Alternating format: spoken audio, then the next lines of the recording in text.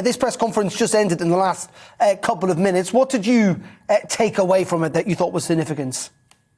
It was particularly important to hear Vladimir Putin say that he was interested in talks with NATO or with the United States over security assurances. And it was also important to hear from German Chancellor Olaf Scholz that he believed that partial troop withdrawal was a good sign, but that more concrete signs were needed from Russia. I would still say that the situation remains very tense indeed. The differences between Russia and Germany, between Russia and the West, were very clear also during that press conference.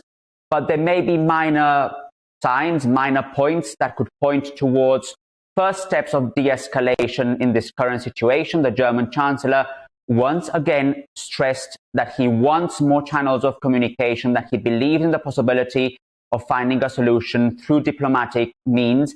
And he stressed a variety of formats in which Russia, Germany, and other countries could actually come together to try and find those solutions. One of the most important ones for Germany, from a German point of view, is a so-called Normandy format in which Germany and France have a mediating role.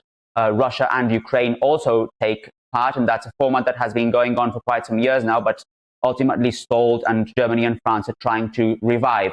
So basically some minor steps in the right direction. Those are the first analyses that I've also seen from here from Berlin, but more still is needed if the idea is to find a diplomatic solution to the current standoff.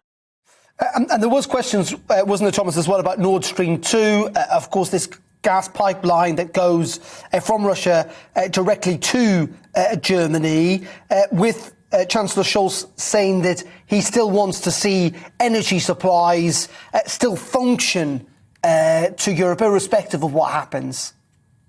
And that's particularly important because if you look at the German-Russian relationship, it's very important from an economic point of view. This Nord Stream 2 gas pipeline, which is waiting for regulatory approval, it's completed, is actually important from both points of view, from Russian and Germany. And for a long time, it has been held as a sort of private sector enterprise. In fact, German Chancellor Scholz stressed that some time ago. He then changed his mind.